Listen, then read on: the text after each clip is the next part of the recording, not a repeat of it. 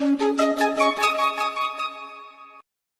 morning, good evening, all. Thanks for joining the call. And I am Satya Ravindran. I am also a PM as part of Teams Engineering, and I have Arun from my team also with us, who is going to be presenting along with me for this particular sample showcase. What we have in this month's community showcase is business to citizen communication chat app. This particular sample is extremely powerful to light up multiple different real world applications. Before we move on to the actual app itself or a demo part of it, I want to be very clear on what we mean by citizen user here. A citizen user is basically a user who might not have a Teams app on their phone or even a Teams license. They use consumer chat applications, native mobile apps, and they might be using these kind of like chat applications to talk to businesses. Imagine someone talking to a customer support center using a native mobile app of that particular business, or using one of the business accounts in any of the consumer chat applications, right? These are the citizen users, and they have no reason to have a Teams license or even a Teams mobile app installed on their mobile. With those definitions out of our way, let's take a look at the capabilities that we have as part of the sample app.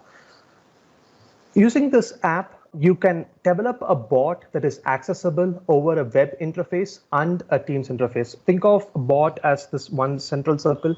On one side, you have a Teams channel, basically a way, an interface via Teams to talk to the bot. On the other side, you have a web channel, a web interface to talk to the bot.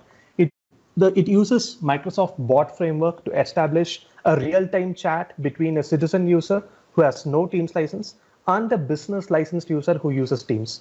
The citizen user in this samples case is going to be using a web page as their interface.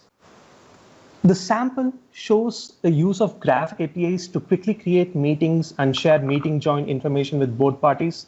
It also makes use of Graph APIs to allow transfer of files, because often when you chat between two parties, there is going to be a transfer of files. So how can that transfer happen between a citizen user and a business user is something that we will show in the sample app. And lastly, it showcases the righteous use of channel threads. We have threaded conversations inside channels, as you all know, how we can use that effectively to have parallel conversations with different users at the same time. That's something that we will show here as well. With that, let's move on to the demo of the app itself. What you see over here is basically the app in action. On the right side that you see over here is basically a web interface. If you see, it's a normal website. We have gone into a website, and in this website, there is a bot that allows users to start a chat request.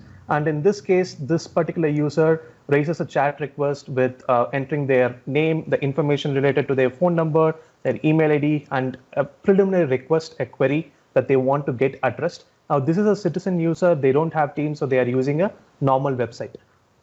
And when they post, that particular request appears on the left side on Teams for a licensed user. Imagine an agent is sitting over here. Now, this agent is mentioning the bot over here and talks back to the app. Now, what you see over here is, in addition to just posting it as a query, the bot also shows the person's name. It takes the first name and last name from here and does a user attribution over here. That's something that's interesting that we call as user attribution. That's also something that you can use to make your bot messages more personalized and attribute to the user from which that particular message came from. So in this case, if you see subsequent messages as this person starts talking to the bot, this particular message gets posted here in real time, and basically the replies from this side as well gets posted over here. During the chat, this particular person the citizen user wants to share a file, and they upload a PDF file over here, and that PDF file also magically appears on this side.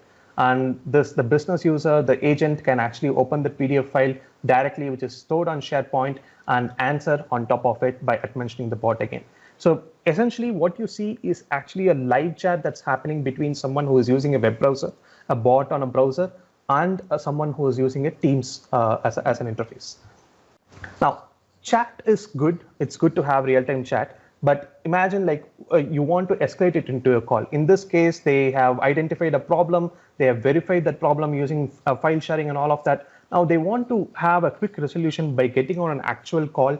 It could be a video call, audio call, whatever you desire. And then they want to map it out over in the call. And that's what you see over here. Clicking on schedule meeting, you have meeting join information thrown on both sides of the chat, and both parties can get on an ad hoc call in this manner. Now, The thing that you need to keep in mind is this person is not going to be licensed, so they can join as a guest user. As you see over here, they can just type in their name and join as a guest user, and they will have all the capabilities in terms of like video call, audio call over Teams meeting.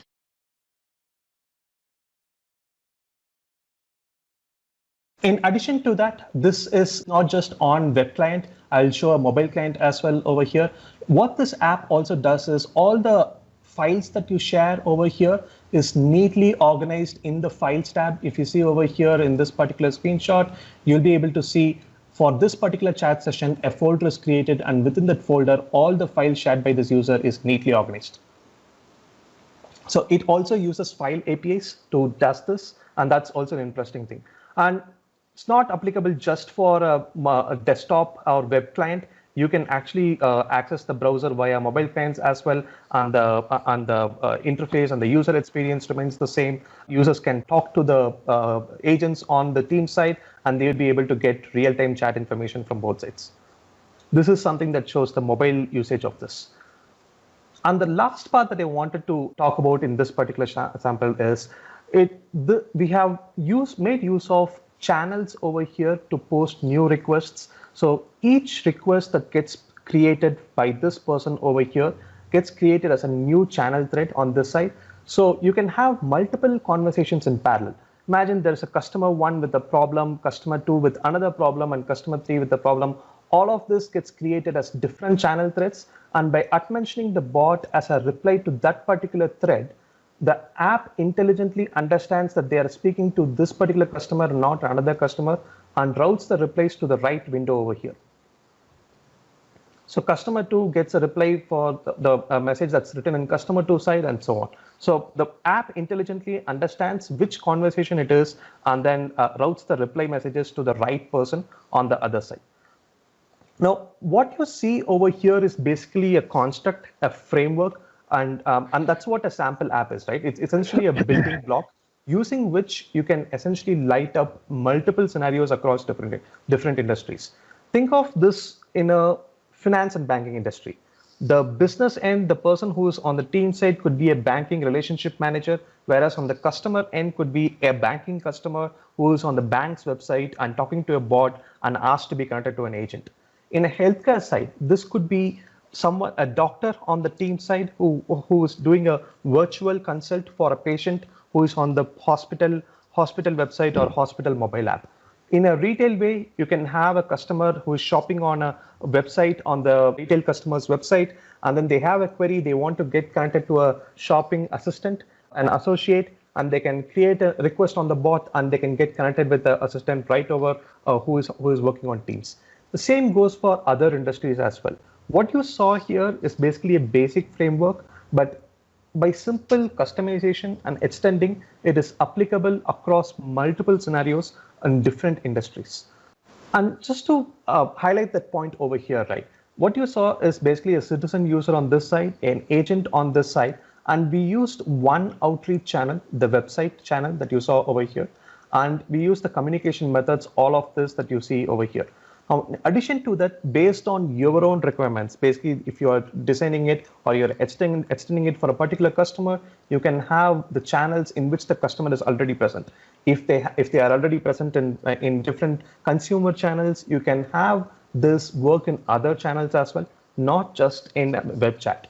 And in addition to that, you can also provide value-added services. In this case, we currently have the sharing and receiving files information is something that we have added as a value-added services, but you can actually connect this to a CRM and show the incoming customers information during the meeting for the agent to better prepare an answer for a question, even more informed. So all of these value-added services are ideas that I am proposing to you. You can make use of this base framework, the sample app that we are providing, to add all of this and make it as a full enriched solution.